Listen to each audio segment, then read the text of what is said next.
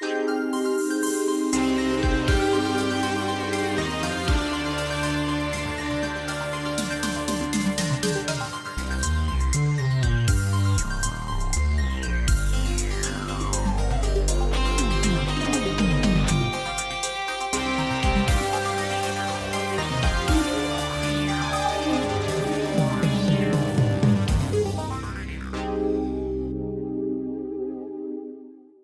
back, everyone. This is episode 467 of Eerie International. I'm Andi from Germany.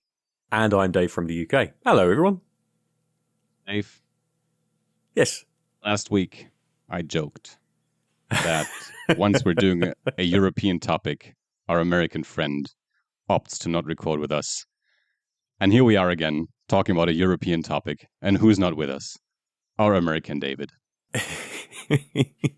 I sense a pattern here. It's a self-fulfilling prophecy, Andy. I think this is the problem: is you speak something into existence and it exists forevermore. The good thing is that next week, hopefully, we get to quiz David on two things that we've talked about and that we would like to know his thoughts on. I know that he watched last week's topic. I don't know. Did he say that he'd got round to watch it? I don't think he said that he got round to this week's one for various reasons. Yeah, so to let listeners in on on the behind the scenes here. So David definitely wanted to record with us, but again, life happened, things came up, and as far as I remember, he said that he wasn't able to watch the Ghostwatch, our topic for today. Well, hadn't been able to watch it. Seen it yet. Yeah, hadn't been able to watch it yet. Yeah, sure. So yeah, it's just the two of us today. So hello everybody, European Eerie here, Eerie Vision calling, if you will. But David will be back in the near future. Don't worry, everything's good. He just needs to take care of a few things, and he'll be back with us in the blink of an eye. And next week we have an American topic. Yeah, so he'll be back for our that. Halloween episode. We have an American topic, so he probably will be back representing the US of A for the holiday episode that mostly concerns the US of A. There you go. And don't worry, we will grill him mercilessly on what he thought of whatever he was able to watch. I mean, we're not going to put any pressure on him. Life gets a quiz, and if he's not able to answer all the questions, we will kick him out of the podcast. Oh God, no! I would. No. I would. If we were doing that on a regular basis, I would be gone from this podcast a long time ago. Don't worry about that, anybody. That's not true. You're the only one so far that hasn't disappeared for a year from this podcast. Give me time. I'll find a reason. I think at some point we had. I think at some point we did the math and decided which year it would be that you have to go for a year. Because for me it was 2019. Mm-hmm. And then David, it was not quite sure about 22 maybe? 20, something like that. So if it was 22, it would be 3 years. So next year would be the year that you would have to leave for a year.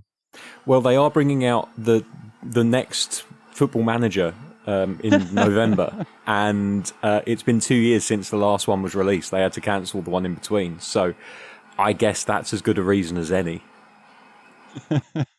So if Dave is not with us next year, he's at home playing Football Manager and probably live streaming on some service. That's I won't be. New career. He'll be a star on Twitch, live streaming Football Manager. Yeah, no, I will not be live streaming. That is not me. I very much enjoy recording things as live and then editing to make myself sound at least somewhat intelligible. So, that's always been my MO and will continue to be for the foreseeable future, I think. All right.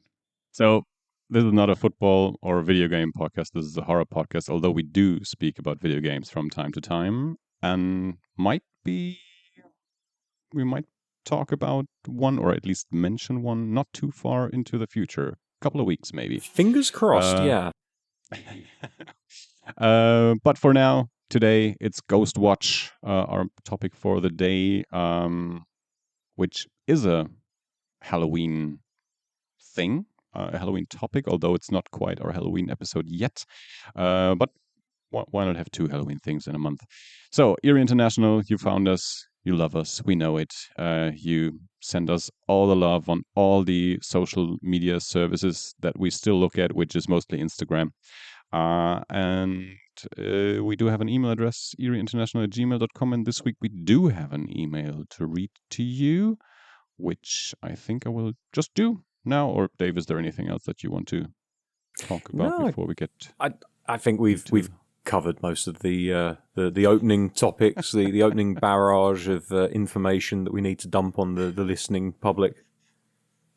Just people listening do not know what technical problems we've already dealt with. So now I had the email pulled up, and now I'm on my phone, and I'm going to the email, and all it shows me is the picture that was attached to the email. I think it has to. Now it's. I just had to close the email and open it again. But I don't know. I love and hate in equal measure how Gmail works. I have been a long time user of the Outlook service and Hotmail before that, and they work in such different ways that I try my best to never give out my Gmail account, just because it is a nightmare to use in comparison. And I'm sure it's like Apple versus Android, right? There's a bunch of iPhone users out there who are like, oh no, iPhone's super easy to use. And I'm like, no, they're not.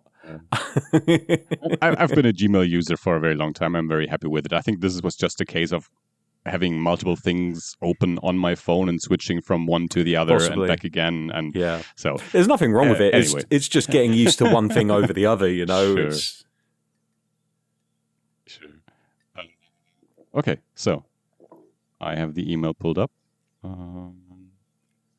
Let's go for it. So this is from a smart otaku. To Eerie International, some Flintstones bullshit. Ooh. Sounds promising. Hello, Eerie International. This is a smart otaku, and I'm here to say hello and see how everyone is doing. Refer to the attached picture to see how I've been. And that picture is the one that was up, and it is I think it's from that Gendy Tartakovsky show Primal. Okay. And it's like a apish creature being punched in the face and blood flying everywhere. So that's how a smart otaku has been. Despite the setbacks life has thrown at me, however, I am making some headway into a few projects here and there. Anyways, for this, Right Enough decided to break tradition and only recommend one thing for you guys to consider, along with a bonus message and an elaboration on something I wrote on my last email. Your choice as to how much you're going to read aloud. So that is all from me. Take care. I'm going to read all of it because I did not do any edits beforehand. So previous email follow-up. So last time I wrote in, I shared an image of a sculpture I made, and you guys were wondering what the story was behind it. The sculpture was made for a fan project for VTuber and V-singer Calliope Mori, who was celebrating her 5-year anniversary. Since Callie has fans all over the world, many of us got together and made a digital world map that you could scroll through to find our personalized pictures and messages to her.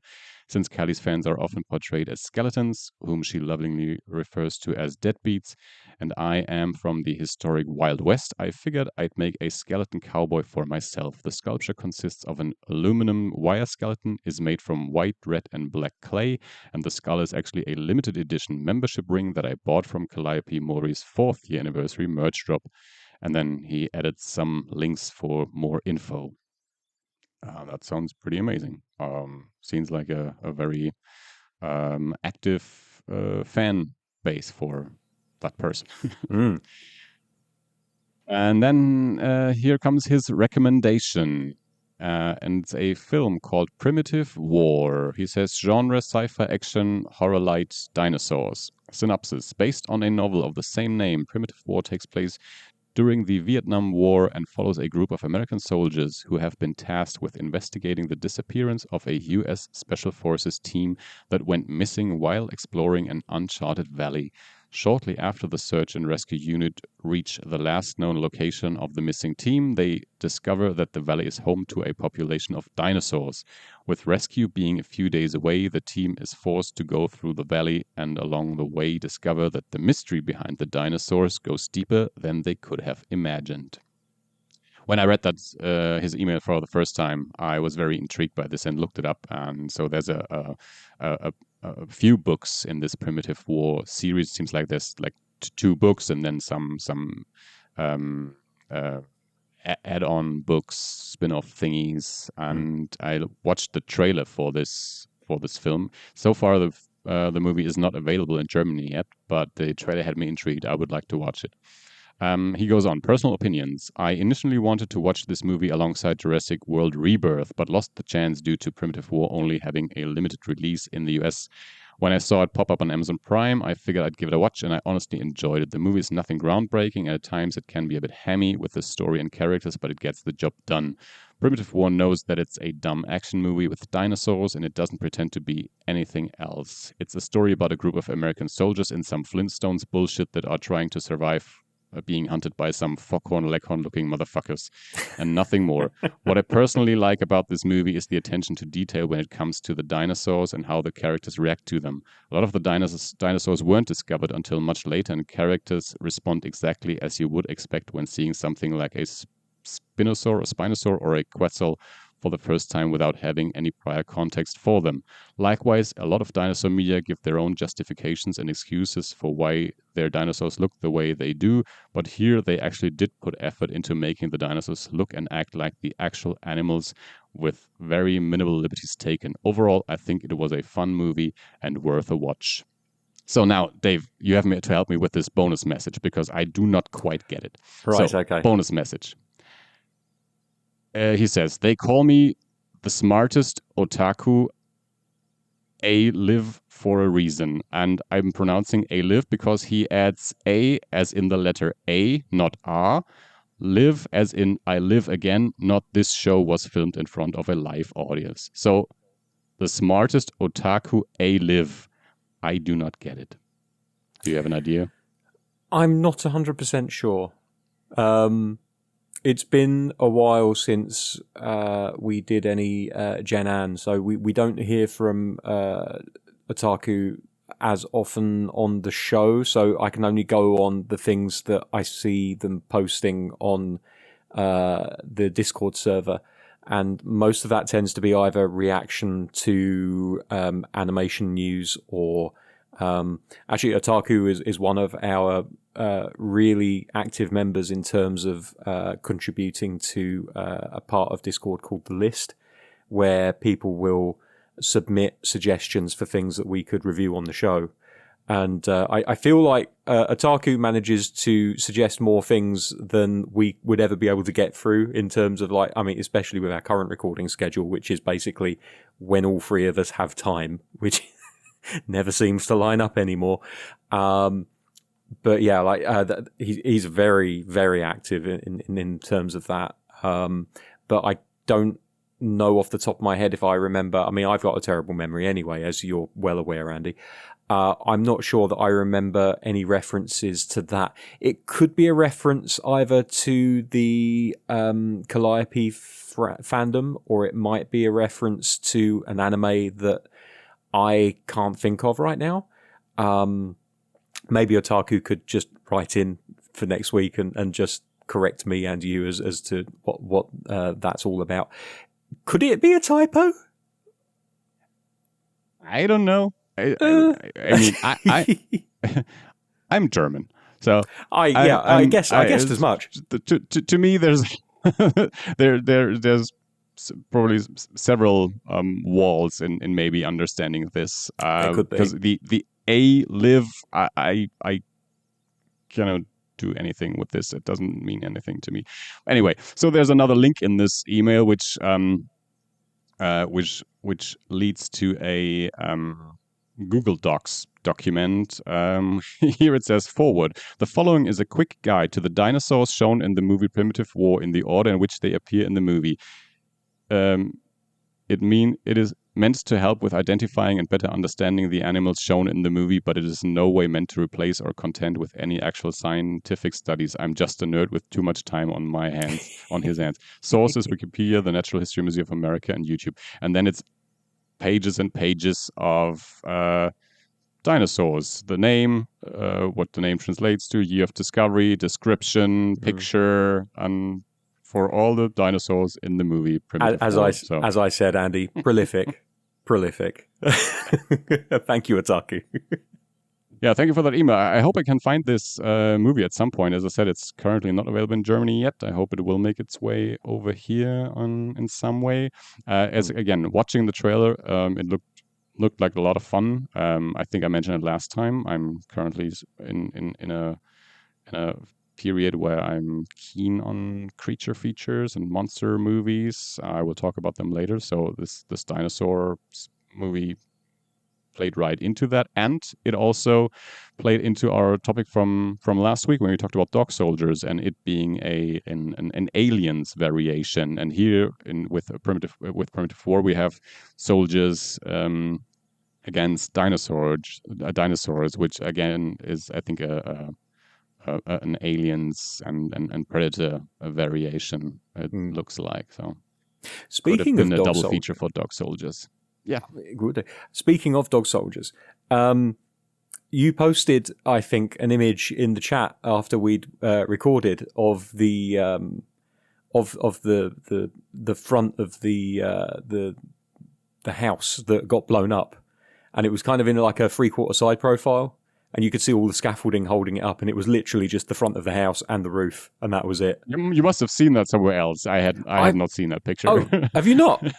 No. That must have just come. I don't know how the hell I've seen that then, because I very rarely Google for stuff. I know we talked on the recording that they only built the front of the house. Yes, but I haven't seen the picture that you described. Yeah, you mentioned the fact. I saw a picture of it, and it's everything that you could hope and more. It's literally just like a scaffold holding up probably bricks and mortar and clay and roof tiles, and it looked rickety as fuck. But it had the desired effect. So just wanted to come back on that and say, yeah, that's absolutely. There was never any doubt from me, but that's absolutely how they did it, and also the magic of movies, everybody. It's all fake. They're all lying to us. It's still real to me, damn it. Come on. Oh, wonderful. Oh, man. That's so nice. I'm glad I was able to provide you with that setup. And I walked right into it. Oh, dear. Yeah. You're going to get a lot less wrestling information out of me in the next few weeks. I'm taking an extended break, if not completely broken from watching wrestling. So that's probably the most wrestling you're going to get out of me for a while. I'm only I'm not only half awake, but I had a long night because it was pay-per-view night. So it was Wrestle Dream, yeah. I've not seen the updates on it yet, but I did see a picture of Old Man Sting, who I'm becoming a big fan of that look. Like basically like Nega Sting, like reverse colors Sting. It's kind of cool. Yeah, it looks awesome. This is his old man Logan phase. Or I'm here for it. Unforgiven and all these aged No Country heroes. for Old Stingers. Yeah. All right. Stop it with the wrestling. Dave, let's get into it. What did you enjoy or not enjoy this week that you want to tell us about? Okay, there's only a couple of things that I have on my list, and I apologise, neither of them is strictly speaking horror, but one of them I think does actually skew enough into horror that I can get away with talking about it. I'm going to do this arse backwards, though. I'm going to talk about the thing that came out most recently, and then I'm going to go back to the other thing, because they are related to each other. The first thing was I sat down this week and watched season 2 of Peacemaker, now that it's all out and available. I remembered that I have a Now membership, which allows me to watch things on Sky. So I went and I watched season 2 of Peacemaker. Already being aware, thanks to Blue Sky and the internet at large, what the twists were and what was coming, with the reveal that season 2 is set primarily between the Prime DC reality and Earth X, which, for those who aren't boned up on their comics history, Earth X in the DC continuity is a Earth where the Nazis won World War II, and I think that it was a really well put together season of TV, very prescient. Like I feel like this wasn't necessarily written. People are going to say, well, it relates directly to what's happening right now, and of course it does. But the great thing about art is that you will always be able to relate it to something, and the concerns of where the political climate in America have been there for a very long time. So I don't doubt that the decision to go this way was informed by the sea change over the last nearly 10 years now. That's fucking depressing. But the way the story was told, if I wasn't aware of where this alternate reality was set, I would not have picked up on some of the subtleties of what they were saying in this story, in terms of like all of the actors were in effects on the street and everything were white, like hideously white. There were no people of color for reasons that become very obvious later on. And like there are little clues in what people say and how they say it, and the initial introduction of the Sons of Liberty as a terrorist group, and I could see how, like, if I wasn't aware of how this show was going to go, that I would be like, fuck yeah, like Peacemaker gets his big heroic moment and he's killed all of these terrorists, and then you kind of think back on it after the big reveal and you're like, oh, they were good people. They were just having to do some kind of morally sketchy things to kind of fight the powers that be.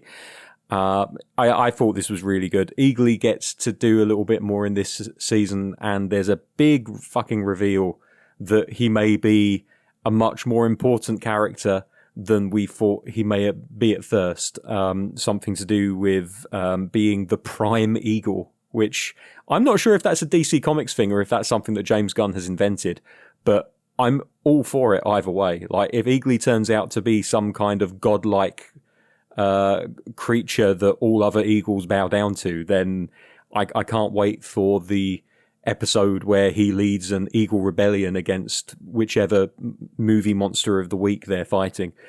All of your favourites are back. There's some really cool revisits of themes from season 1. And Peacemaker's father obviously makes a return. Anyone that's seen the opening credits will know that he's back as Blue Dragon this time, not Red Dragon. And there's a great moment of both closure and then the reopening of wounds at the end of the show, which felt fucking raw as hell, but in a really well-written way. I don't want to spoil it for people that are going to come to it. I know I've already kind of mentioned the big twist, but thanks to the internet, I feel like everybody and their dog knows what that big twist is by now, so I don't feel so uncomfortable having mentioned it. So yeah, Peacemaker 2. Now, the follow-up to that was something that I knew was out there, but I hadn't paid much attention to at all. And it's something that DC have done historically really, really well. And it's an animated TV show called Creature Commandos, which is a animated series that sits between Peacemaker season... actually, it may not even sit between seasons of Peacemaker, but it definitely fits between the second season of Peacemaker and the events of the Suicide Squad, the second Suicide Squad movie, where you had the likes of Weasel and Peacemaker and characters like that making their appearances. And it follows Amanda Waller, who still has some kind of pull even after being... It is set between season 1 and 2 because it's after the exposure from her daughter that she's doing what she is with the Suicide Squad. So she still is able to pull some strings. She still has power. She's not been removed completely from Black Ops or anything like that. And they have to send a group into a nondescript Eastern European country to save the life of a princess who is being attacked by forces unknown. But the problem for her is that she has been banned from sending humans into war-torn areas. Like, she can't basically create another Suicide Squad. But there's a loophole, which is you don't have... she's not allowed to send humans. Well, there's a lot of prisoners here that aren't classed as humans. So let's put together a Suicide Squad full of non-human combatants and send them in. And so you get the Mermaid, GI Robot, the Weasel makes a welcome return, and the Bride is also another character that is brought in, the Bride of Frankenstein, and Dr. Phosphorus is the last one. And Frankenstein's monster himself makes an appearance in this show. So there's your horror link immediately, is the Bride of Frankenstein and the Eric Frankenstein, the monster. And it's a really well animated show. It's a little bit CGE for my liking. It's a traditional 2D cel shaded animated show, but there's a lot of very obvious CG use in it, which can work. I don't mind it so much when you're depicting kind of like helicopters and cars and vehicles and things like that, but then when you start using it for animating actual characters, I feel like you can look at these characters can sometimes look a little bit wooden, a little bit too rigid. So I definitely prefer the show when it's clear that it's handcrafted animation that's being used. The voice actors of all of the characters who are involved in this show are the same ones that are in the live action DCU. So Frank Grillo is there as General Rick Flag Sr. You've got Amanda Waller's actress, whose name I cannot remember right now, but she makes a return. You've got the voice actors for God, who else? I mean, Weasel. You got Sean Gunn does both Weasel and GI Robot in this show. Alan Tudyk as Dr. Phosphorus, who has yet to make a live-action appearance, but Alan Tudyk has already made a live-action appearance in the DCU as number 4, Robot number 4, or I think his name at the end was like Greg or something, if I remember. I can't quite remember that joke now. But it's a pretty decent show. It has been made to line up with the DCU, so this is canonical to what is happening in the Superman and Peacemaker worlds now, which means that any of these characters could potentially appear in live action, and in fact Weasel already has, and so has Rick Flag. Rick Flag's character design between the animated show and the live action second season of Peacemaker is massively different. But I kind of like the fact that the animated division are given carte blanche to be a little bit more weird and wacky with their character designs. It's a very adult animation, as you would expect for something that's span out of Peacemaker. So there's a lot of blood, a lot of guts, a lot of swearing. There are sex scenes in it. There's a whole section of the TV show which is set within the walls of a brothel. So it's not one that you can show your kids. But it's I'm not sure that you would show your kids anything to do with Suicide Squad anyway. So just a warning, this isn't one for the kids.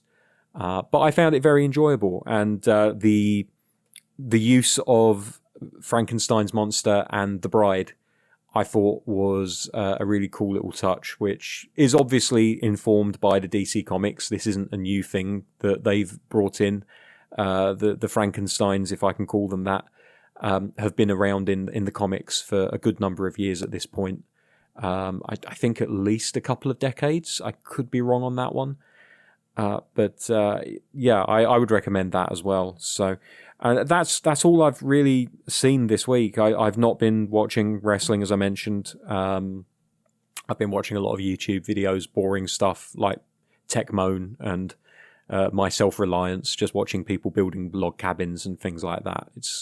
It's a boring thing to watch for a lot of people, but for me, it's just a very calm, centering thing where one man and his dog in the middle of the woods in Ontario, I think it is, in Canada, basically a lot of nature noises and the odd bit of building work, which I'm all for. So, yeah, Andy, we are on our third rewatch of of all of Taskmaster. We started Taskmaster at season 1 again. I think now we're in 11 or 12. So the new season is coming out each week. So we're watching the new episode each week, and between those episodes, we're watching old episodes. So this is Nice. the third time that we started the show from season 1. Of course, now the show has more seasons than back when we watched it for the first time. So we're making our way through 19 seasons, or the current newest one is the 20th season. But I have a few other things that I do want to mention. I mentioned last week on our Dog Soldiers episode that Junkfood Cinema had done an episode on dog soldiers last year. Oh, yes. So I went back and listened to that episode. I had not listened to it yet, so I took the opportunity now that we had talked about the movie to listen to it. And I don't know, did you have the chance to properly listen to the episode? Yes, okay. I completely forgot to mention it, but I'm glad that you listened to it as well so that I can hop in on this.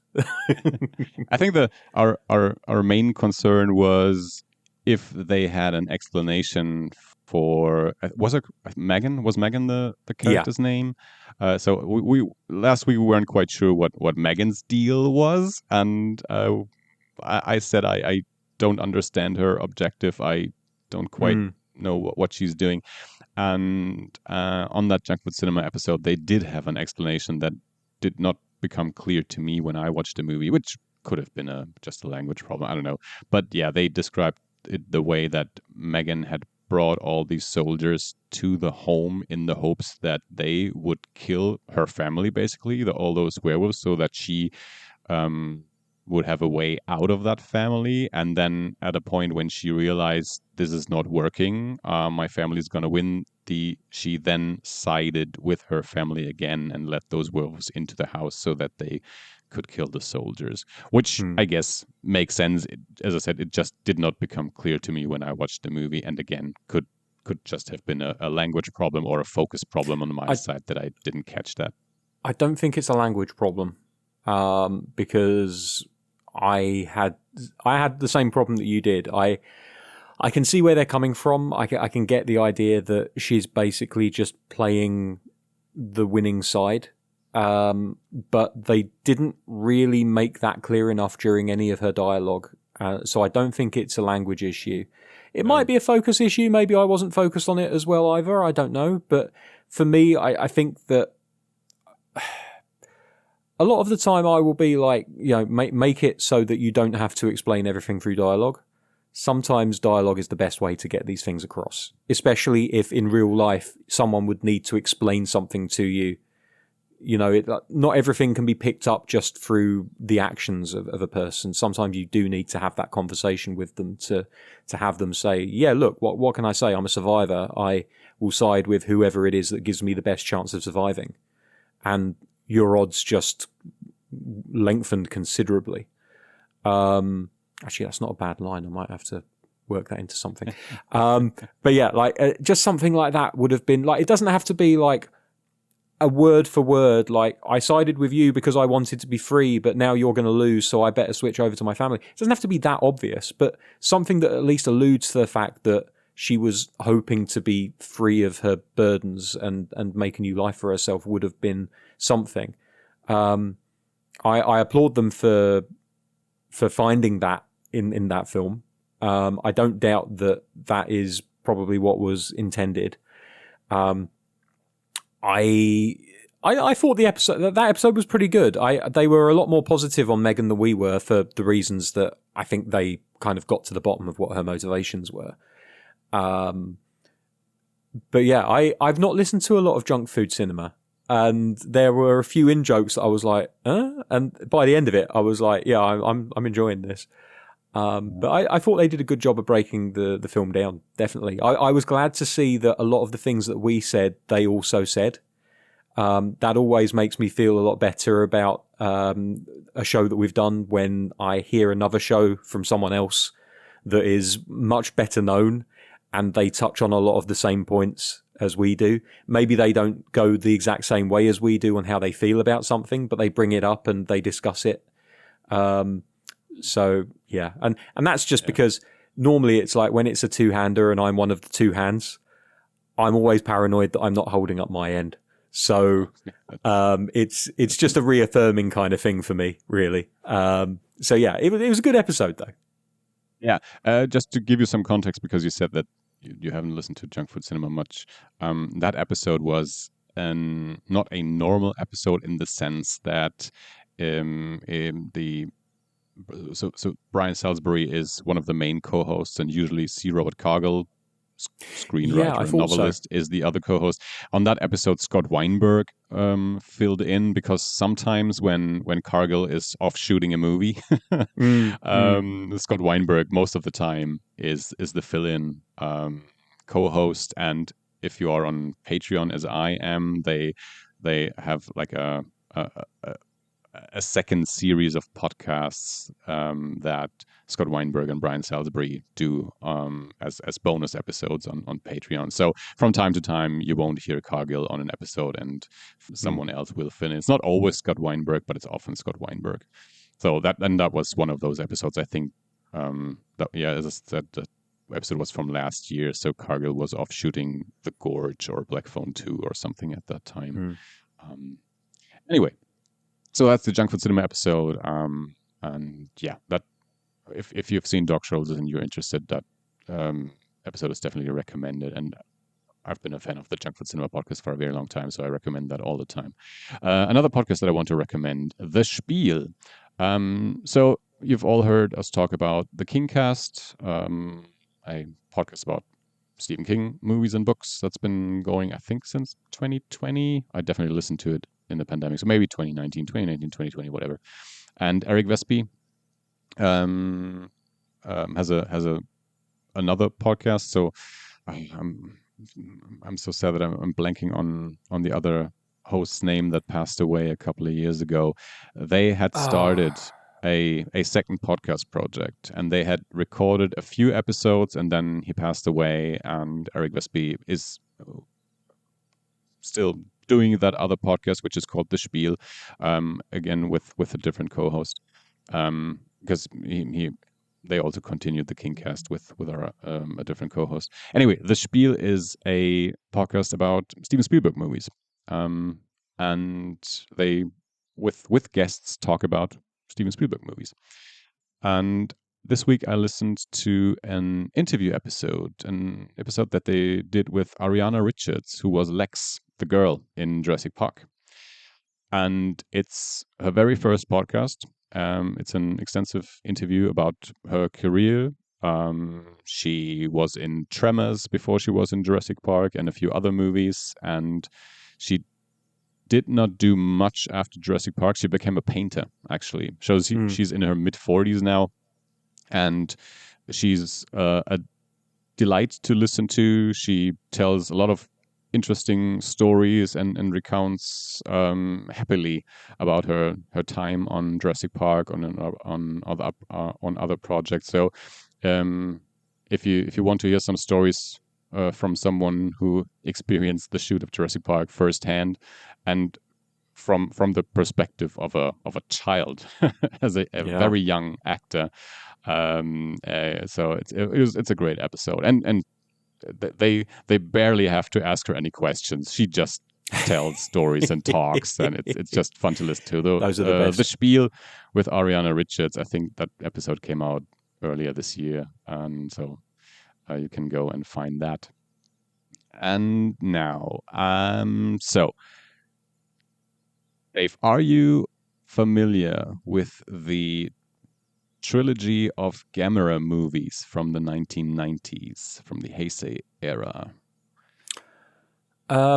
Not personally, but we did do a Gamera movie, didn't we? Was that part of this trilogy, or was that a separate one?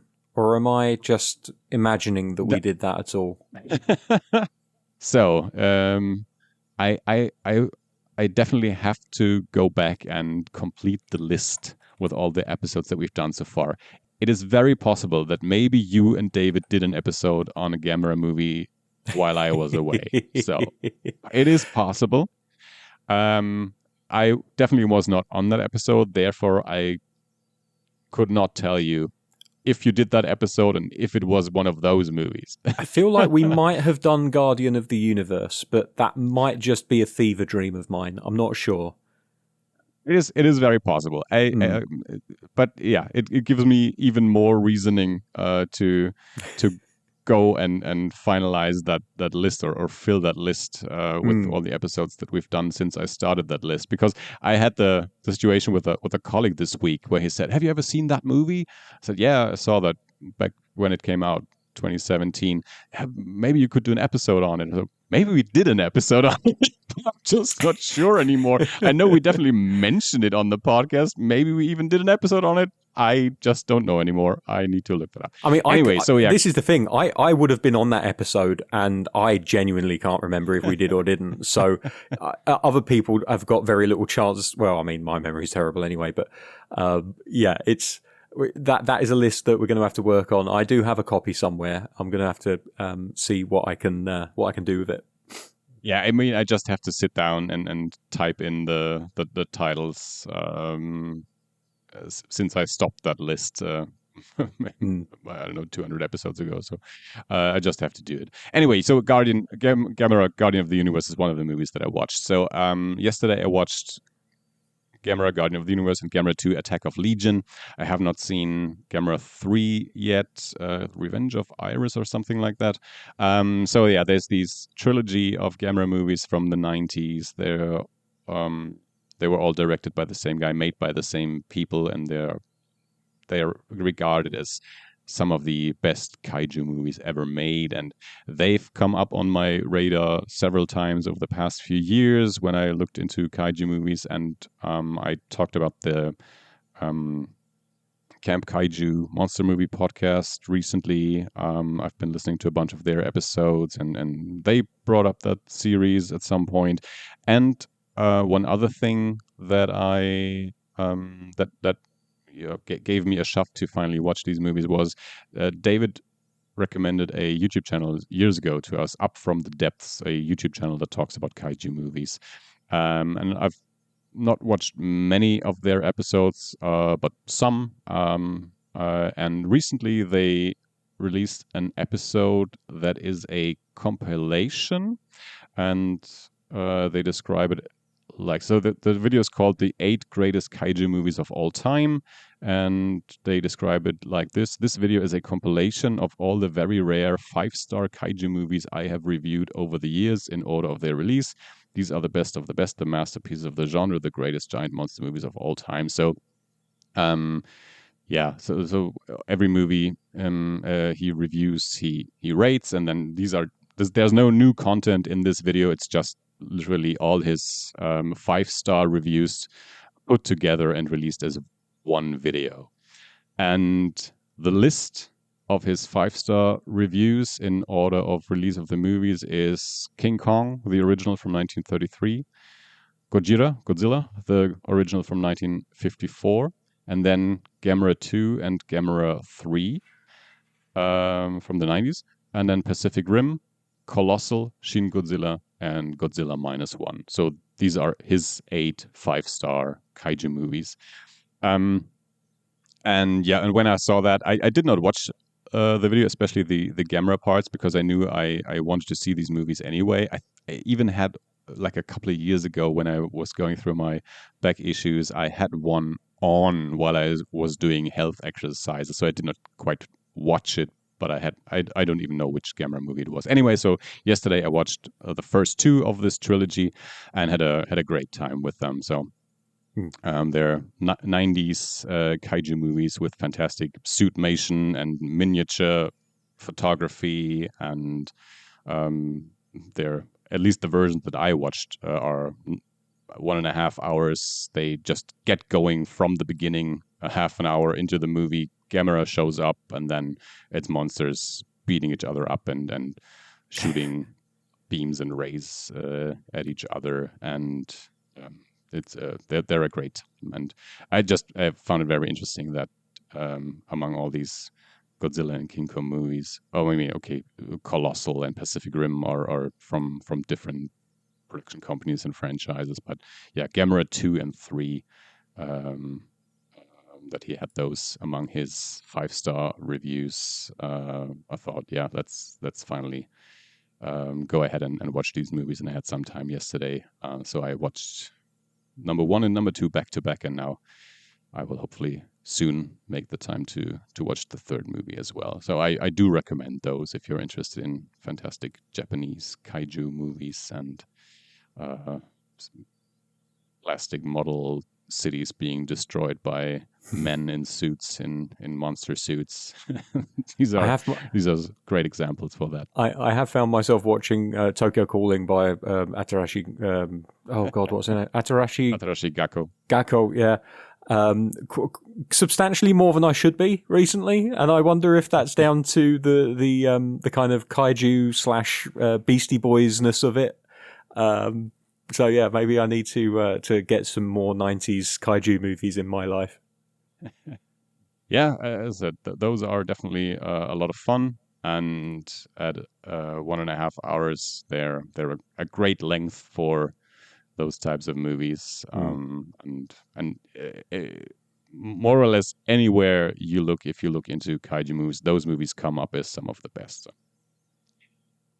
All right, awesome. And that is my list for this week, Dave, which means we can go ahead and talk about our main topic, let's call it the first in our Halloween double episode, two-parter thingy. Anyway, Ghostwatch. Now on BBC One, Screen One presents an unusual and sometimes disturbing film marking Halloween.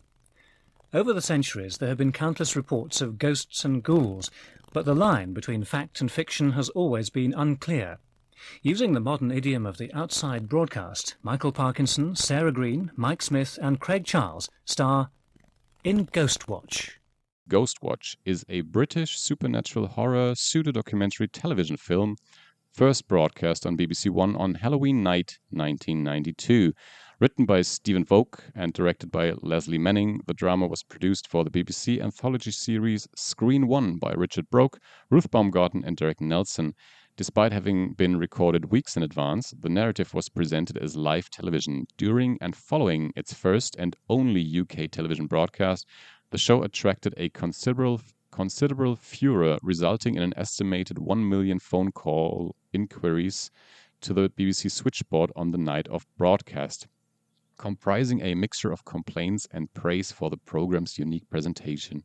This outrage is often compared to Orson Welles' 1938 The War of the Worlds radio broadcast and the 1994 Without Warning television film, both of which also allegedly caused nationwide panic in the United States. So Ghostwatch, a 1.5 hour program that is presented as a live television show where a television a production team goes into a supposedly haunted house where a mother lives with her 2 daughters that experience some sort of supernatural events, or have been over weeks and over maybe even months, I don't know.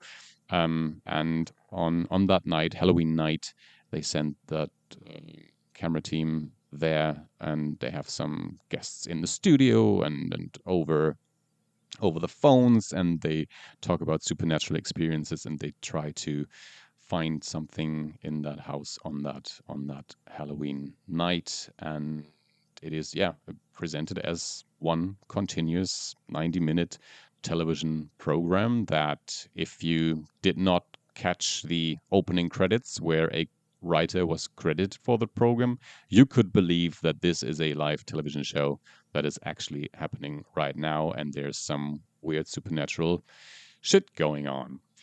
Now, Dave, you as our representative from the UK, what's your history with Ghostwatch? Had you seen it before? Are you aware of this thing? Is that even maybe something that someone in your family, maybe even you in 1992, watched when it was on? No. So I would have been 9 or 10 years old in 1992. So, well, 8 or 9 actually. So there's very little chance that I would have been allowed to watch it, even if I wanted to. I genuinely wasn't aware of it until the next day when the newspapers were all about it, and like there was just absolute, like you said, there was so much outrage. A lot of it faux outrage, because outrage sells papers a damn sight more than anything else does.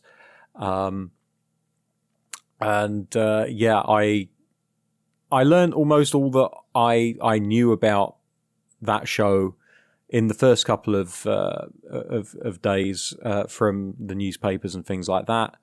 And then I remember Sarah Green was a kids' TV presenter at that point. She used to present Going Live on a Saturday morning, kids' TV show on Saturday morning, back when the government mandated that a certain number of hours per week had to be given over to kids' entertainment on the terrestrial channels. They were good days. You don't get it anymore. You just get cooking programs now. Boo. So she was, along with, I think, Andy Peters, the presenting team for Going Live, and Live and Kicking as well, first thing in the mornings. And so for her to be involved with this was quite unusual. But it kind of gave me a doorway in, because I remember she appeared on one of the Saturday morning shows maybe a week later or something like that. And it was basically just to say, some of you may have heard that I was on a program called Ghostwatch. I'm fine. Nothing happened. It was a drama. I guess because they thought that kids might somehow see a recording of it or something. I don't know. But yeah, the myth of Ghostwatch has grown over the years. I think partly because, as you mentioned, it's never been repeated on BBC or on any terrestrial TV channel in the UK in the best part of 23 years since it was 33 years, actually. Good grief. Since it was initially broadcast. But also just the fact that it was so difficult to get hold of on home video or DVD. When I developed a real interest in seeing it a few years ago, it was incredibly hard to find a legitimate copy of it. And it remains to be the case that it's still quite hard to find a physical copy of it. Thankfully, there are services like archive.org out there that are dedicated to preserving media in all its forms. So we were able to find a copy of Ghostwatch on there that we were able to watch.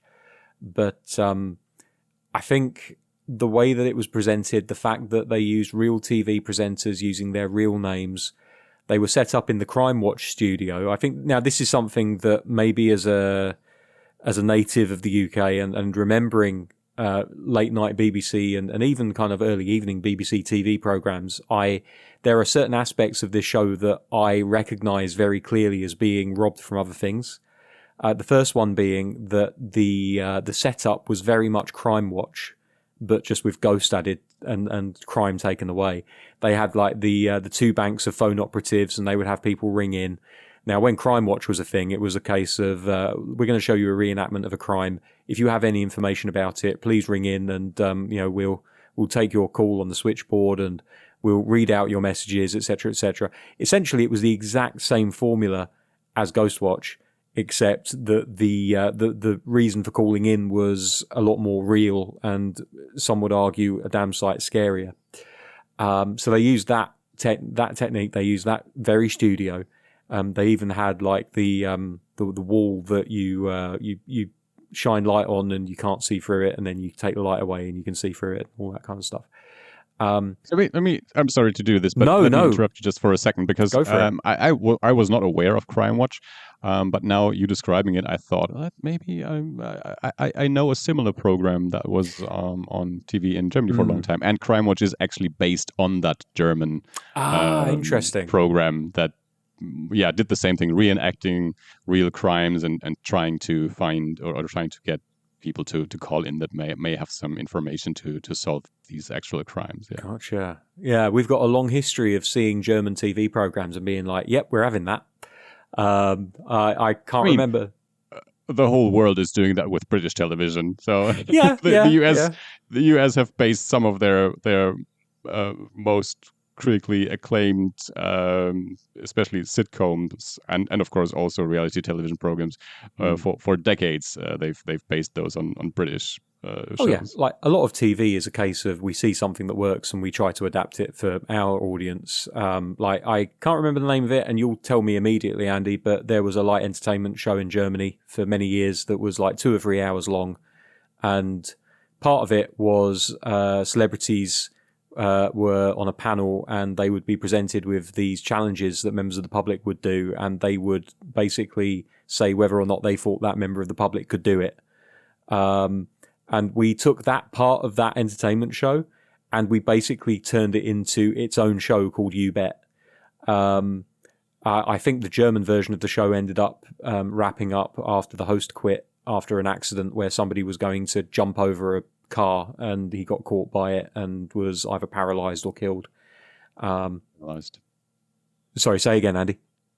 Paralyzed. He's alive. He's but paralyzed. Paralyzed Okay, from the neck down. Yeah, that's correct. So, long history of all of that. So I'm not surprised that Crime Watch originally came from Germany or somewhere else in Europe, because it seems like the kind of format that just works in every country, and it's a public service program as well, which the BBC were very much set up to deliver. So anyway, other aspects of it are the number that you would call, which I remember off by heart, because it was also the number that the BBC used for Going Live and Live and Kicking in the morning.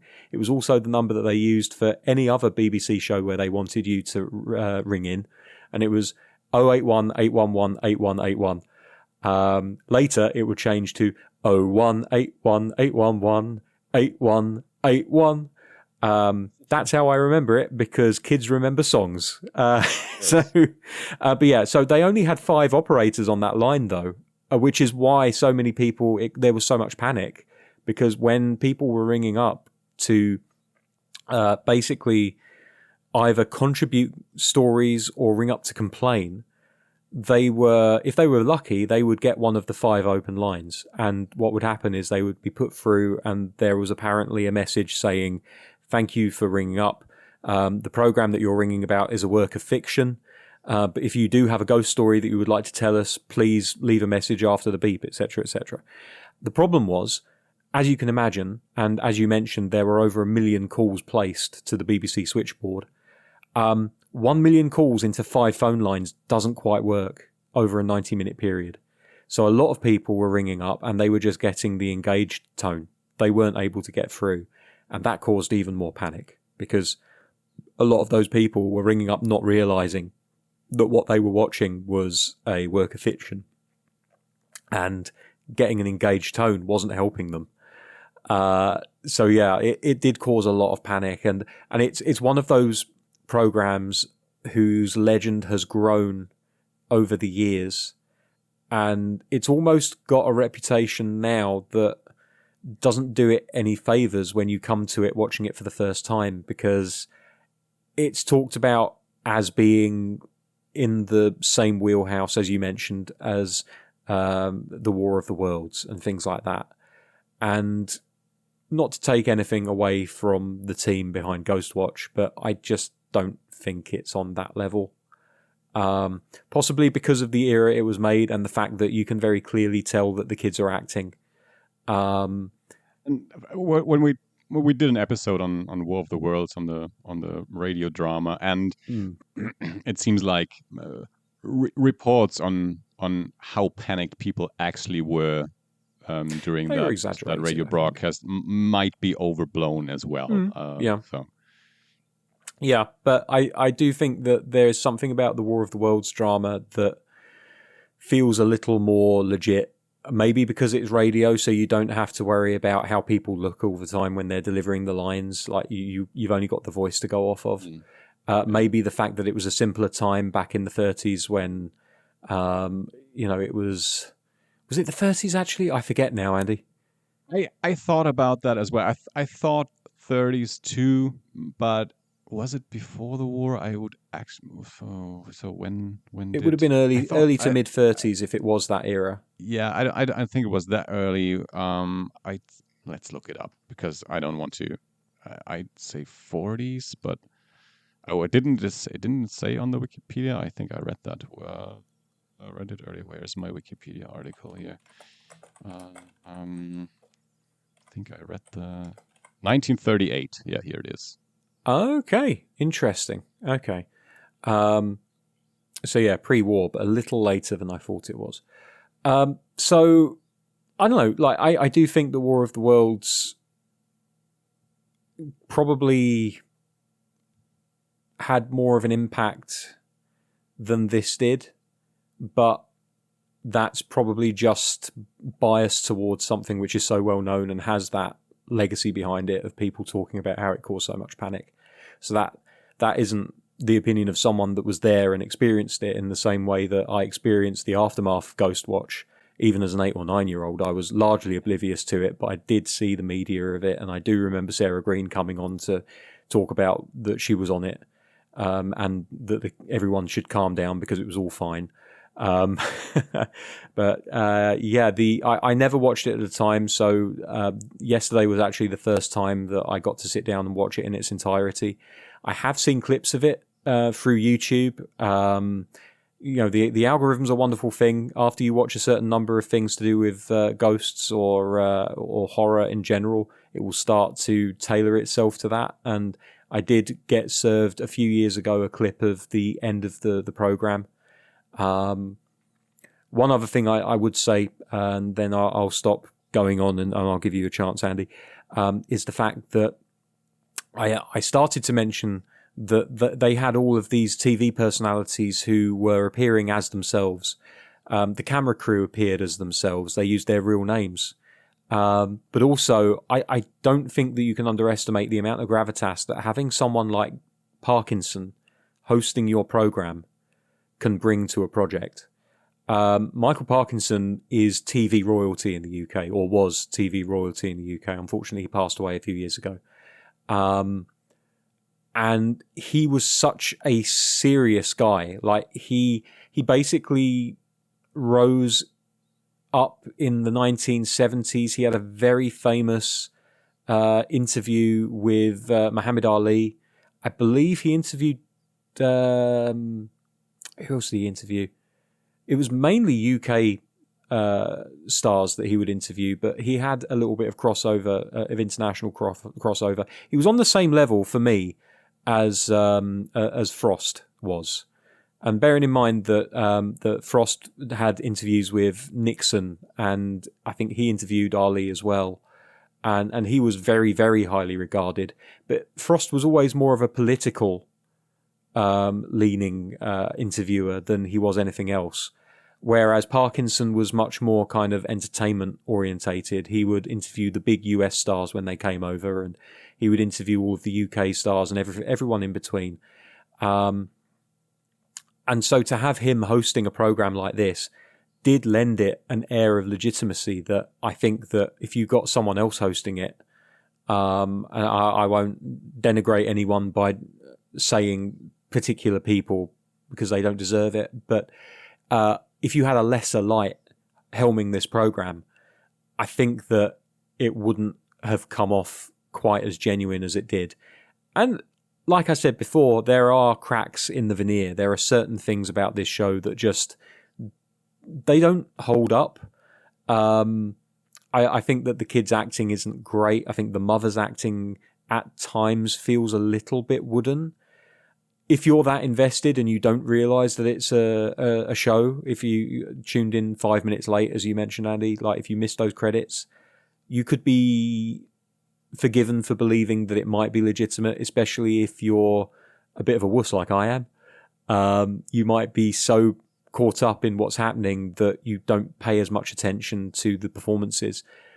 But coming at it as we are, from a review angle, I'm looking at all aspects of the delivery of this story, and so I have to look at the acting and the delivery. I think that the presenters get away with it because they're doing what they do. Like Sarah Green is presenting what's happening. She is being a cross between an interviewer, a host, and a news anchor, and I think that she does that really well. But then when you've got the three main characters that live in the house, the two daughters and the mother, I feel like because they are literally just trying to act like a family, they really have a thankless task because they have to give a performance of a lifetime to come across as just regular people on TV. I almost feel like they would have been better off if they'd just kind of not given the kids a script at all and just told them to basically just say whatever.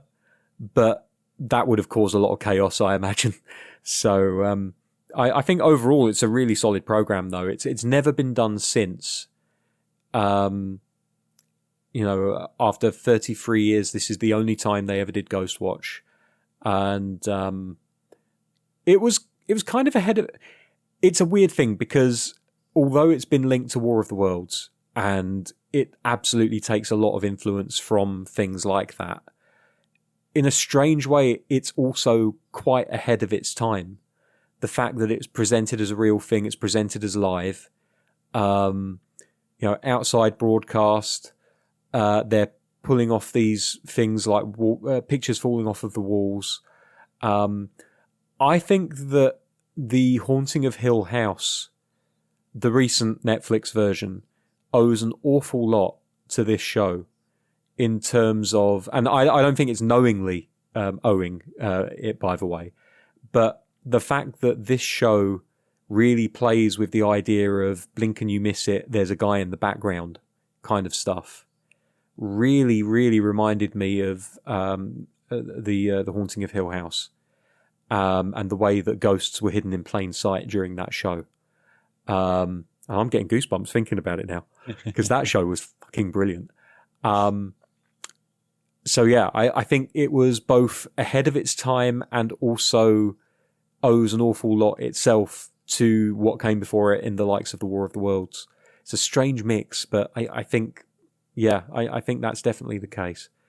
Andy, I have talked far too long. Please give people a break from me. there is so much to talk about with this program because I had so many thoughts, and now listening to you, I have even more thoughts. There's so many angles that you can view this program from. So now I might talk for a bit, maybe. That's fine. That's fine. So there is, because I just remembered something that I wanted to mention again, a TV movie from Germany from 1970. It was called Das Millionenspiel. Wikipedia says The Game of Millions or Chance for a Million. 1970, and it was basically The Running Man. It was a TV show where cameras followed someone who was trying to make their way to the TV studio before hunters, killers could get to them. Oh, we ripped that one off as well. So this one is based on a short story by the American writer Robert Sheckley. The story is called The Price of Peril, and later on Stephen King was definitely asked if Running Man was inspired by either that movie or the short story. I do not know. I don't remember what he said about that. But yeah, so this existed in 1970, and that TV movie, the host for the TV show in the movie also was an actual TV host. Yeah. On German television. So the story goes that there were people who tried to apply for that TV show that didn't exist, but they thought that movie was an actual TV show that was presented on TV, and they tried to apply for that show where they could win money by not getting killed. So again, not entirely the same thing, but something similar, something presented as a TV show that wasn't actually a TV show, presented by someone who people knew as a TV presenter. And of course, 1970, we had 3 channels on German television, and I'm assuming in 1992 in the UK you also didn't have 50 TV channels. 4. I think it was 4 channels at that point, and obviously we had Sky TV available to a lot of people as well, but that was behind a paywall. So for a lot of people in the UK, you had a choice of 4 channels, and viewing figures reflected that. Yeah, and so because watching it, of course, I also wondered, is this believable? Did people actually think this was real back then in 1992? And it's of course not quite easy to put yourself into that place. But then I thought, okay, you didn't have as many channels back then. Maybe they didn't even broadcast 24 hours. They didn't in Germany. I don't remember when we introduced the 24-hour broadcast, but early on, we stopped broadcasting. I don't know, 11 or whatever. Anyway, so and then there's this show presented by actual people that you know from such shows in a studio that you know. They show you the telephone number that you know. So they do everything to present this as a proper, actual live broadcast of a TV show, as a real thing. Although it is in at a broadcasting slot where usually they show a drama. Which reminded me of the Peter Jackson mockumentary Forgotten Silver that I talked about a few weeks ago, where they did the same thing in 1995, where in the time slot where they would usually show a drama, they showed this mockumentary about this filmmaker from New Zealand from the silent movie era that Peter Jackson had rediscovered, and which of course was a mockumentary, was a hoax, but there also was this outcry the day after when New Zealanders realized they were duped and they didn't really have a new national hero. So I heard about Ghostwatch probably on horror movie podcasts, because it gets talked about when people talk about found footage and mockumentary horror programs, and so this is one of the early iterations of such a thing, and so I think it is believable, and it seems like there were these 1 million calls, and I think people wouldn't have called that number in those numbers when they didn't believe this might be a real thing. But watching it today, of course, you realize, okay, all the presenters, they are believable because they do what they do. They represent what they always represent on television. All the others that psychic specialist in the TV studio, she's not that convincing, especially watching it today and knowing that it is a fictional program. And then you talked about the family. So almost everyone that isn't like a TV person seems not quite believable from today's perspective. But I think I can believe that many people back then thought this might be, especially they might only watch 5 minutes and then grab the telephone and call in.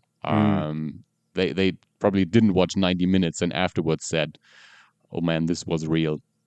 But while watching it, while catching a glimpse of it, they might think it's real, or might have thought it was real back then. So watching it, I for myself, I came to the conclusion that you can, because I really enjoyed the thing. I really enjoyed the film. I thought it was very well made. I thought it was compelling. I thought it was creepy in some moments, actually creepy. I watched this differently than I usually watch movies. I watched this on a computer, but on a relatively big screen, but with headphones on, and that might even furthered my experience of creepiness, having the headphones on. But anyway, I thought it was really, really well made, and I think you can watch it in two ways. One, wondering what it was like back then, and was this believable, and is this successful in trying to dupe people and trying to present something that it isn't. And then you can argue they're all bad actors. This isn't believable. This is not successful in what's trying to do. Or, especially from today's perspective, knowing that it is a fictional program and watching it as that, and watching it as you would watch other found footage movies or mockumentaries, where you know it's fictional and these are actors, but does it work as a film? And I thought it did. To me, it really did work as a film, as a found footage program or mockumentary style program. I thought it was compelling and very enjoyable as a sort of scary movie. I think the interesting thing about this, just to jump in for a second, is that Ghostwatch had two very different creative directions depending on whether you're talking about the creator and writer or the network that were going to show it, because Stephen Volk absolutely wanted it to be presented as real as possible. On the other hand, the BBC were insistent and reticent to show it in that way, to the point that the credits that you mentioned at the beginning of this were added to the presentation fairly last minute, because the BBC didn't want people to believe that this was actually real. The interesting thing is that while I was trying to find the link on archive.org, I came across some other stuff to do with Ghostwatch, and it was adverts for it that had run on previous nights. But then also there was a continuity announcement that was made after the show, basically just reiterating, everybody's okay, it was just a drama, don't worry. The interesting thing is that this thing that I watched, it was like a 15-second clip, and we'll play it for everybody now. It is, of course, Halloween, and if you were with us for our Ghost Watch earlier, may I reassure you that it was just a story, and all's well here at Television Centre. Halloween continues on BBC Two now, where the marathon Vault of Horror is now showing Stephen King's Creepshow. The thing about this clip is that it had an image on it which immediately it unlocked some kind of memory in me, and I completely forgot that this was the case. I'm going to send you a picture now, Andy, of Dr. Walpurgis, who was a late-night horror host on BBC Two in my childhood. Fantastic. Scared the shit out of me. That is a creepy mask. It is such a creepy mask. I will see if I can post a link to that picture in the podcast episode. I might even throw it up. If I can remember, I'll throw it up in the YouTube video so people can actually have a look at Dr. Walpurgis.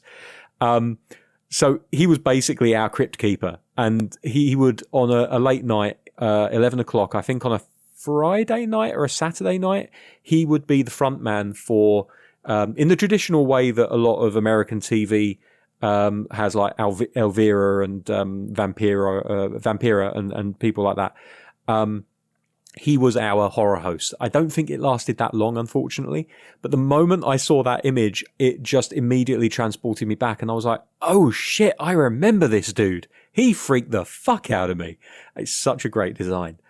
But yeah, so the BBC absolutely didn't want people to have the reaction that they ended up having.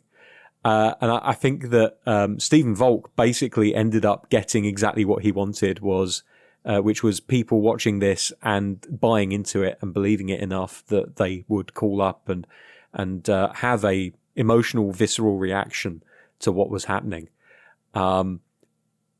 The audio design of this show is very interesting, and I think that it's a little rough around the edges, but if you were watching it with headphones on, as you were, Andy, I can absolutely see how it would get you even more into it, because some of those noises, even like the caterwauling, like the cats screaming, it's something about the pitch of it and the suddenness of it that it creeps you out a little bit. And then the bumping, and then when Suzanne, I think her name is, the older daughter, she starts talking in that other voice. It's very creepy, and it reminded me a lot of, and this piece is actually inspired by the Enfield haunting. I should mention that. I read that somewhere, and Yeah, you can absolutely get that. Like everything I've heard of and watched that has been based around the Enfield haunting has been the template for what happens here. Basically, noise, unexplained knocking noises, kids being able to see things that the adults can't, the kids talking in strange voices. It's kind of like it's haunting 101 in a way. Pictures that works. they show from they show photographs of the room where stuff is flying, which immediately reminds you of those pictures of those girls with during the Enfield haunting. It turned out they were jumping on their beds, but the pictures were presented as them being lifted into the air. And if I remember correctly, wasn't that also just a single mom with 2 daughters? Oh, it might have been actually. Yeah, that particular element of it I hadn't thought about, and that might have been. It may have been. Yeah. But yeah, just very, very well done. And, even watching, because this is the thing, as you were saying earlier, it's very difficult when you're looking back on something and you know everything about it already, or you know a fair amount of it from what you've heard about it. It's difficult to put yourself in that mindset of, if I was watching this completely blank, and perhaps if I watched it without those opening credits, let's say I was doing something that everyone back in those days would do, and I was flicking channels one to the other to see if there was something that was worth watching. I may have come into this 5 minutes in, and the presentation nature of it, I would have been like, oh, it's some kind of live broadcast. Okay. And it's so, the beginning of it is so uncompressed that you don't feel like, if you've come in 5, 10, 15 minutes into it, like you've missed an awful lot, like you can get into it fairly quickly, because the nature of live broadcasts is that they're always dropping to something new. They're updating you on what's happening. They're keeping you up to date with what has happened. It's very user friendly for people that are switching channels and just want to jump in. And so if you did jump in 5 minutes too late and you missed those opening credits, I could see myself falling for a lot of this, especially if I was watching this back in 92 as like an 8, 9, 10-year-old kid. Interestingly, the DVD release that the BFI did a long time ago was rated for people 12 years and older. This isn't just me being I don't know what it would make me, a wimp, I guess. I think 12 might be a little young to be showing this to. I feel like a 15 might be better, just for the nature of how it's presented, even knowing how it ended and seeing Parkinson walking around in an empty studio and then him starting to talk in riddles. That was kind of freaky, and I don't think a 12-year-old me would have dealt well with it, honestly. But yeah, man. American would be rated 5. Yeah, probably. But I found what they did really well was, relatively early on, they show this video of the kids in the bedroom, and then they get these calls where people say, "Well, I saw a figure behind the curtain," and then they show that footage again, and you definitely see that figure, but the people in the studio say, "I don't see anything," and then they show it again, and you don't see that figure again. So there. and I think and it never gets mentioned again. But later on, when they start describing the girl describes pipes, she calls that ghost pipes, and then this other caller who describes like the real person that supposedly lived there and how they looked, and it all fits together, of course. But I thought that in that beginning, that was really well done. First showing the video without the person, then showing it with the person, and then showing it without the person again. And so I think they really constructed a narrative throughout the 90 minutes of the program that worked really well from beginning to end, and you learn more and more about what's going on in the house, and then this moment where you think the kids faked it, and then another caller tells you more about the real story of the house and who lived there and what they had done, and then you have this rather abrupt ending where that TV reporter in the house disappears, and in the studio the lights go out, and then the program more or less just shuts off. And there is a split-second moment when the cameras are kind of either the cameramen are abandoning the cameras or the cameras are moving on their own. And it cuts to one particular camera that's looking up at the lights that are kind of like popping in the ceiling of the studio. Yeah. And you can see Pipes standing on the gantry. And it's a blink and you miss it thing. Because I did not rewind, but I thought, what was there a figure there? Or did I imagine that? But now that you mentioned it again, okay, I didn't imagine it. It seems, yeah. And honestly, the best way to watch this is to hit play at the beginning and then put the remote as far away as possible and just watch it and experience it as you would have done back in 92 when we didn't have TiVo, we didn't have streaming. We literally turned on a TV program and we paid attention to it because guess what?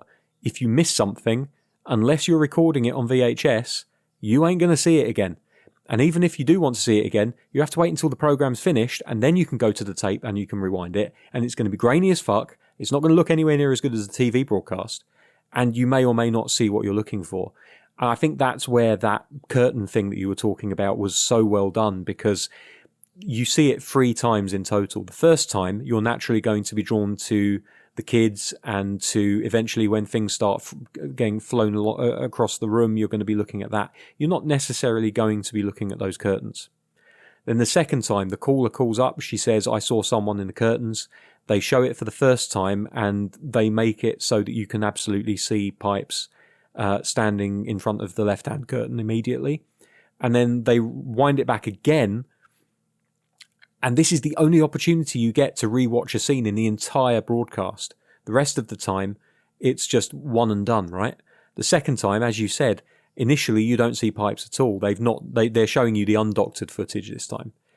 And then they cut away, and then when they go back to it for a brief second or it's on the big screen, suddenly you can see him again. And so they're fostering this idea of, are you seeing things? Are you necessarily are you imagining things? Are you seeing things that you want to see? Or they're engendering this feeling in you as a viewer that you can't trust your own eyes. And that is so, so clever for a show like this, where as they continue through, there's a moment in the kitchen when in the reflection of the glass doors, I swear I thought it was someone wearing a pumpkin on their head. But now I think about it, that it was a pale, round face with large, dark sockets for eyes. I wonder if that was Pipes as well. I've not rewound to have a look, but it was very good editing if that was the case, because literally the camera's looking at Sarah Green. I think she was I don't think it was when she was picking up the drawings and the cat scares her. I think it was another occasion. They come into the kitchen, the camera looks directly at the windows. You see the reflection that I'm talking about, and then the camera pans around just slowly enough, I think, that they can either do a cut or more likely whoever it was that was supposed to be Pipes jumps behind the cameraman so that they're not caught in the shot as they turn around to see the sound man, because that's who you end up seeing. And again, it's like, can I trust my own eyes here? Because I thought I saw him earlier in that rewind of the curtains, but then I didn't. So I'm not sure what I'm seeing anymore. And they do that so often through the show.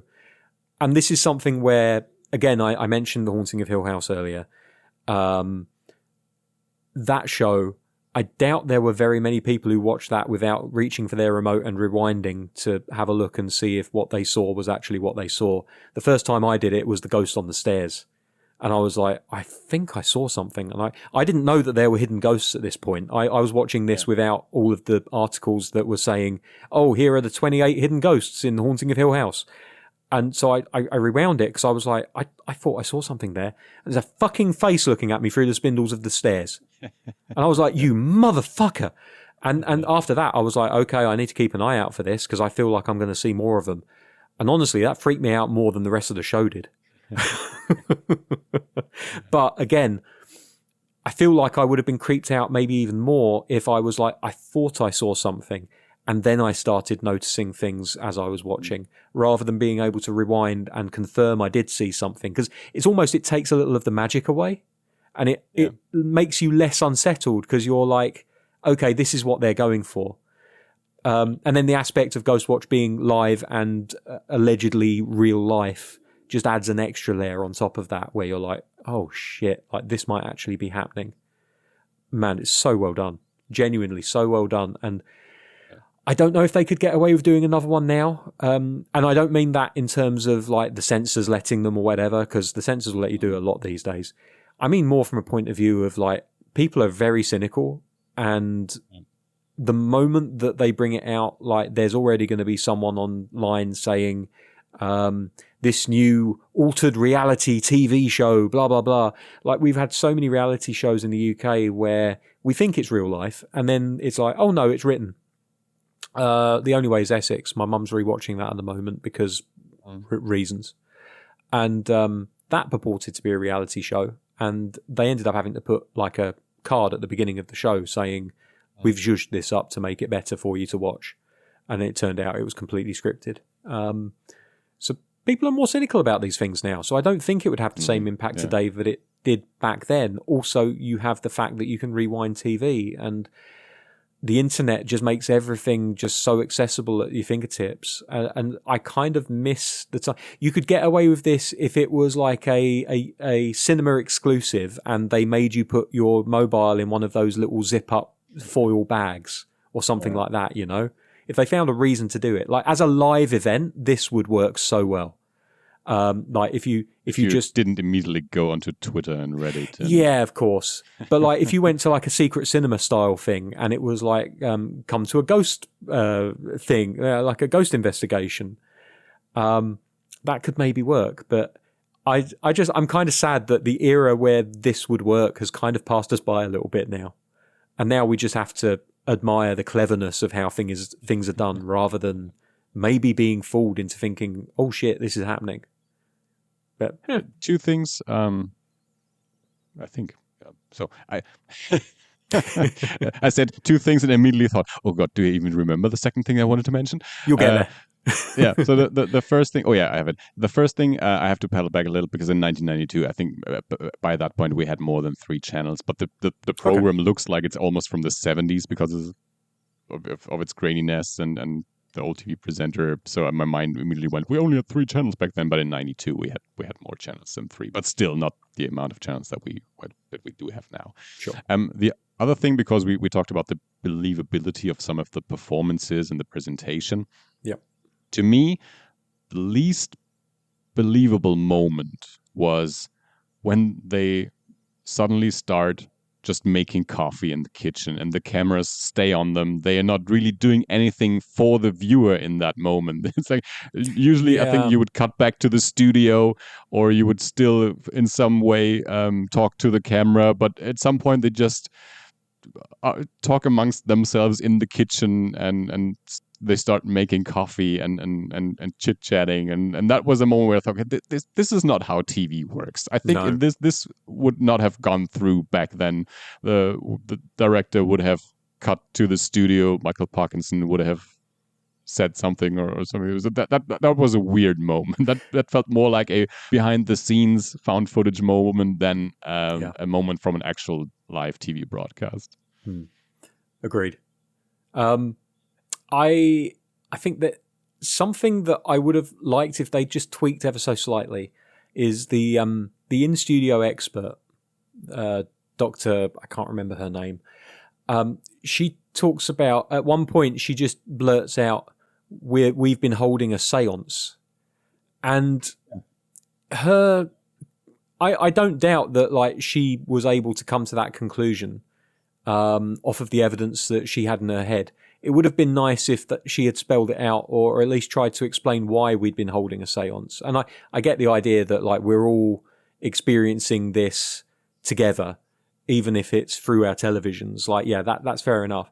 But where I felt they missed a slight trick was it would have been kind of cool if they had like a big map where they started like putting thumbtacks into it to say, we've had a report here of, you know, clocks stopping, and we've had a report here of a glass table shattering, and over here we've had reports, and then as the program goes on, you start to notice that it's a big ring equidistant to the house being in the middle of it. And you would have a few outliers, of course, but like if it had end up either being like a ring or like a pentagram or something that at that moment she's putting it all together and she says, "Wait, look at the map. It's a ring. We're holding hands via TV.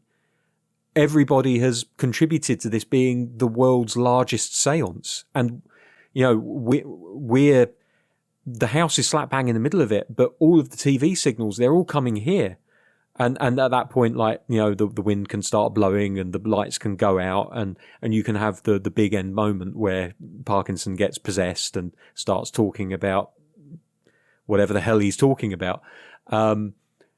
Just a little more explanation as to why it was a seance, I think, would have really elevated it at that point. But maybe the danger of doing that would be that it would ring a little bit too much like a TV drama and not like a real thing. So I can understand why perhaps they didn't do that. But I can speak from the experience of watching live broadcast shows where they have live callers. A lot of the time, especially back in the 90s and early 2000s, they would flash up a little map with like a blinking icon of where the person was calling from. It wasn't at all uncommon in an era where doxing wasn't a thing. So that might have been an interesting little wrinkle that they could have added. But this was made 33 years ago. They're not going to go back and change it now. So, you know, I'm basically just kind of pissing in the wind at this point where it comes to that. But yeah, go on. This was broadcast on Halloween Eve in 1992, as we mentioned, and Halloween does play a bit of a role.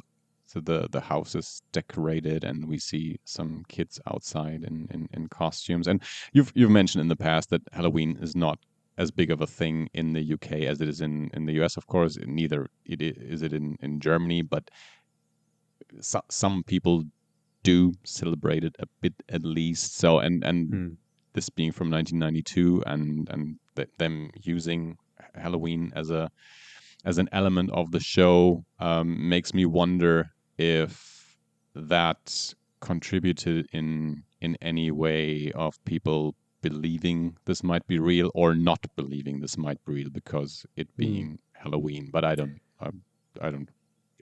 judge that. I would call it a net positive. Like I think it definitely doesn't hurt the believability.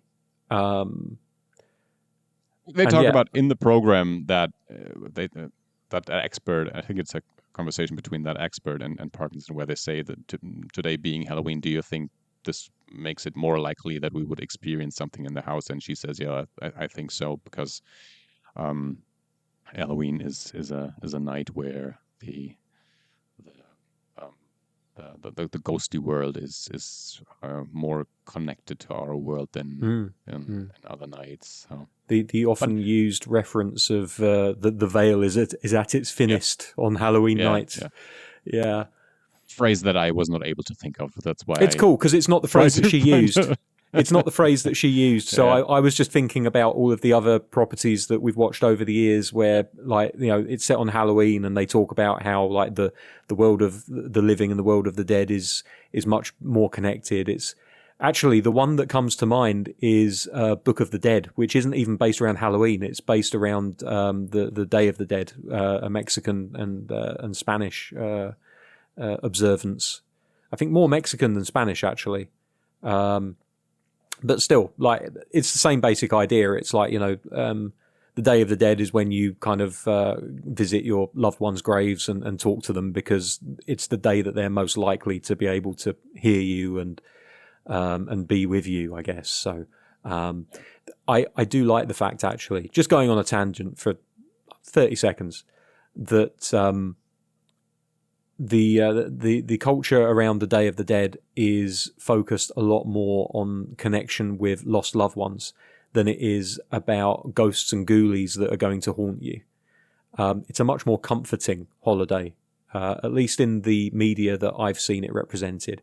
Yeah, you dress up as skeletons and all of that stuff, but it always feels like a much more positive spin on the idea of the spirit realm and the land of the living being more closely connected. Oh, that's true. Yeah.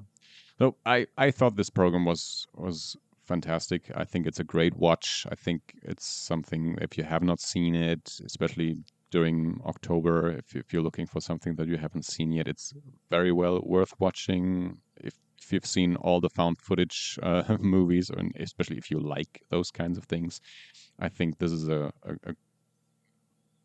for one very just interesting example of something that was presented on TV in the early 90s in the UK as a TV show, not something now streaming on Shudder, the new found footage thing, or no, you know what I mean, the new cinema thing. No, this is years before Blair Witch, and which was not the first found footage thing, but popularized the format. And this is something that was just I mean, it's just a crazy idea to let's do this 90-minute program, and let's use like proper TV presenters that people really have trust in. Back then, people on TV had the trust of the viewership. Something like I of course I was never aware of Michael Parkinson, but I know people like him, so I can absolutely understand that if he was the face of such a program, that people would believe what that guy on TV is saying, because they've trusted him at some people probably for decades of being a serious TV presenter and interviewer and a serious person on TV. His own mother called the BBC to check he was okay. That's so crazy, right? Yeah. So I think that speaks to how trustworthy Michael Parkinson was back in the day. Also, I do love the fact that he doesn't play it as being a straight up believer in everything that's happening. Like, he's crotchety and he's a skeptic, and I think that just does nothing but contribute again to the fact that this feels like a believable TV show, because it's a host that isn't just kind of like, there's he another. He seems pretty neutral to the thing, so he's not all in. Necessarily. He's a journalist. He's a typical journalist. But he's He'll open challenge to everything. He looks at who he's sitting opposite, and he'll take up a slightly adversarial position, regardless of whether it's something that he believes in or not. And ultimately, is that not kind of like what you want from your journalists? Is not necessarily to be just convinced in what they think, but to be inquisitive and to not just flat out believe what someone is saying without putting it under some scrutiny. He's asking questions, but he's not made up his mind one way or the other. I think there are times where it's very clear that he's like, oh, this is a load of rubbish. I mean, especially as the program goes on, and the moment when we see one of the girls, like after the reveal of Suzanne faking it, then he definitely says, "We just saw it. She faked it, and it's not real." And he's definitely someone who believes in what he can see. And the doctor is trying to point out that yes, we've just seen Suzanne knocking on the pipes, but there is so much more that can't be explained, and it's actually very normal, especially in an environment where you've brought TV cameras to a house to see something happen, for the kids to feel like they have to make the thing happen. So that whole part of it I thought was very good. And just in general, I think Michael Parkinson, like I said, was a great choice, because he's not the kind of personality that you would normally expect to join in on something like this.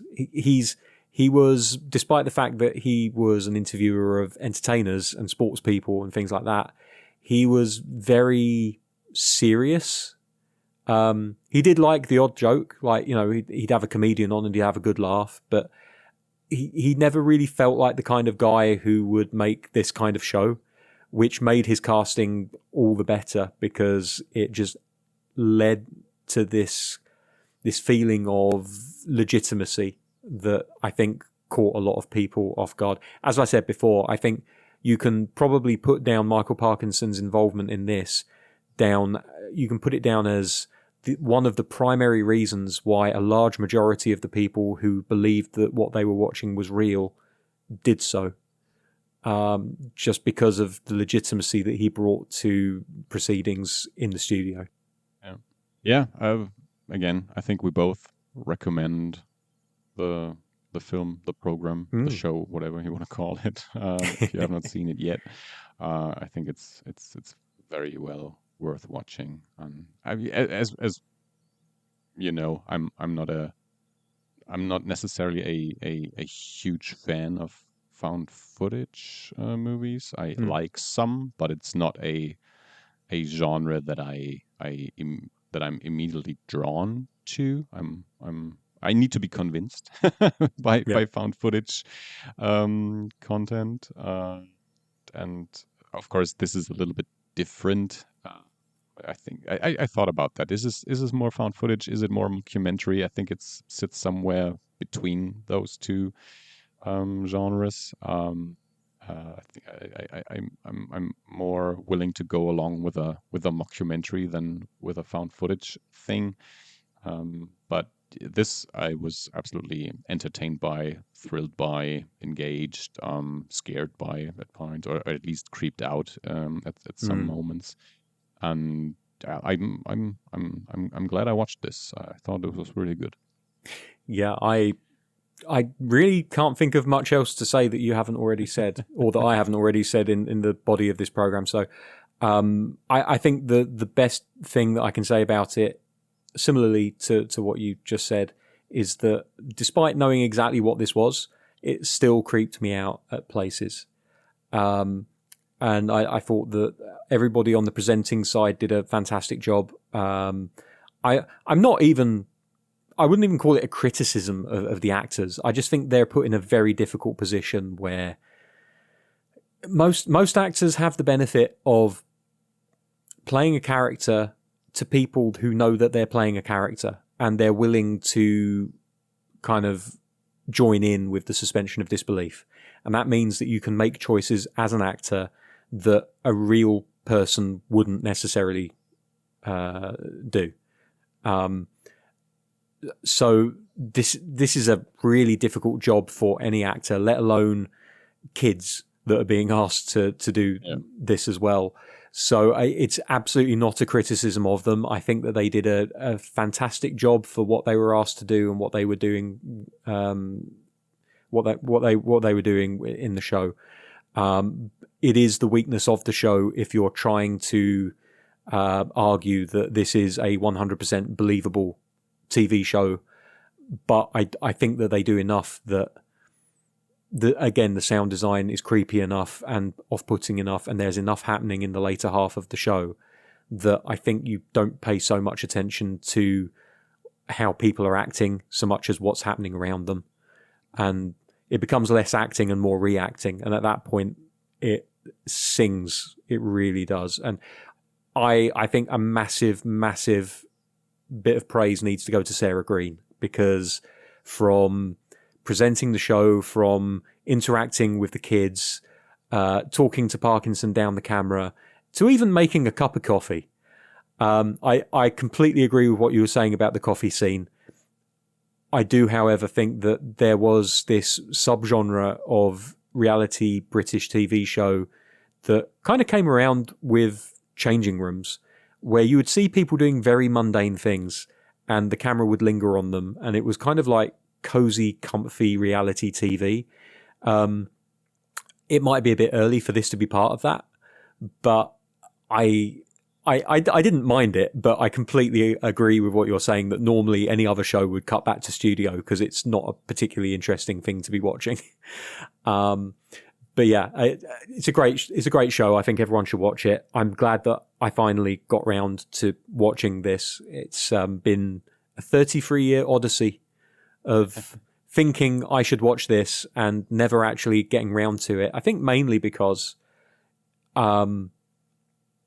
It wasn't like a terrible faff to find, but I always had it in my head that I kind of wanted to pick it up on DVD. So every now and then I would look out for it. I was definitely at one point looking for it when I was in a branch of HMV not too long ago.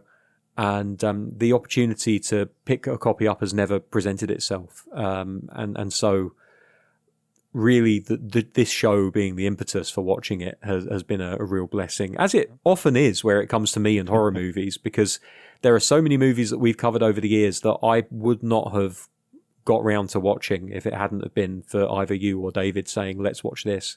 And on occasion, me as well. I'll throw one in just because I'm like, I keep meaning to watch it. I never bloody watch it. Let's give me a reason to have no excuse but to watch it. So that's what we do. We all do that. That's how we do. Do you know if any of your family watched the program back then live? So I've not asked. I will check. That's your homework for next week. That will be my homework for next week. I have a feeling probably not, but you never know. You never know. Right. Okay. I think it's time for double feature picks. I have two. Have you thought of something? I don't want to mention something that you would then pick if I have. Do you know, I'm going to have to pick one off the top of my head anyway, because I completely blanked on the fact that this would need a double feature. So I'll let you go first, and I'll try and think of something really quick. All right. So I wrote down two things. The main thing that I want to pick is Late Night with the Devil, American movie from last year, if I'm correct, starring David Dastmalchian. It's about a TV talk show from the 70s or 80s. Dastmalchian plays this TV talk show host, and they do a show about supernatural phenomena. About, I don't exactly remember it, but it is kind of similar to what Ghostwatch does. It is presented as this is we're now showing you the footage from that TV show back then, with some backstage footage as well. This is all footage that was taped during the taping of this talk show, where supernatural things happened, where stuff happened, and this is this infamous taping of this TV show. So it is presented as it is a theatrical movie, but the story of the movie is we're presenting this TV footage of this talk show and this horror that happened on this one particular evening during the taping of this show. I watched the movie at Fantasy Film Fest. I was not 100% on board with it, as some people were. Some people praised it quite a bit when it came out. I liked it, but I thought it was all right. But just from the story that it tells, I think it fits nicely next to Ghostwatch. Dave, did you think of something? Yes, I have, and I think this actually fits really well. So, in the UK, about 10 years after Ghostwatch came out, we had a little bit of a revival of interest in the paranormal, partly because of a TV personality by the name of Derek Okora, who is a charlatan who shall not be named again on this show ever, but also a former kids' TV presenter by the name of Yvette Fielding, who was a producer and creator of a reality TV show called Most Haunted. It started in 2002 and ran for 8 years, and then took a hiatus and then came back for another 5 years in 2014. And the basic concept is very simple. Yvette Fielding and Carl Beatty will travel around the UK as well as some parts of Europe, visiting the quote-unquote most haunted sites in the UK. they would be accompanied more often than not by some quote-unquote experts. There's going to be a lot of quoting and unquoting here, Andy, I'm sorry. But quote-unquote experts in the field, and they would like spend the night, basically, and record what was going on. I watched precious little of this show, but I remember the adverts for it making it look a lot more interesting than the 1 or 2 episodes that I did bother watching. It was a lot of night vision cameras, people looking panicked, very Blair Witch looking, running around, screaming, shouting, confused voices, and it never really amounted to anything. They never found any concrete evidence, as is the case normally with these kind of programs. But I thought the fact that it was a former kids' TV presenter who was helming a show about haunted places in the UK made it very fitting to pair with Ghostwatch, which, again, Sarah Green, kids' TV host, essentially hosting a show about the most haunted place in the UK at the time. I would argue that Most Haunted never got anywhere near the level of heights that that Ghostwatch did, despite the fact that they made, and I can't believe I'm about to read this number out, 329 episodes of Most Haunted over 25 series. So that's your double feature pick, 300 episodes of a TV show? No, I'm going to say literally just watch any random episode of Most Haunted and then realise how good you had it with Ghostwatch. The other thing that I wrote down was The Conjuring 2, because it's based on the Enfield haunting. Yeah, actually anything. Similarities in that. I would agree with that, or anything based around the Enfield hauntings, including the UK TV series, The Enfield Haunting, I think it was called. That was quite good. I think The Conjuring does a really good job of telling the entire story in a pretty decent amount of time, and also linking itself with Valak and all of the other stuff that runs through the Conjuring mythos. So if you're a fan of the Conjuring movies anyway, I would definitely agree with you and say go and watch The Conjuring again. Much better than Most Haunted. Wonderful. So next week, hopefully, David will be back for our actual proper Halloween episode, on which we will talk about VHS Halloween. So more found footage content based around the holiday of Halloween. With movie just came out maybe, I don't know, beginning of the month. I'm not sure. It's on Shudder in the US. Came out recently. So yeah, that's what we're planning for next week. And yeah, I think that's it for today. Thank you, Dave. Thank you, listeners. Thank you, Andy. And now go watch some horror stuff and come back next week for our VHS Halloween episode. Bye-bye. Bye-bye.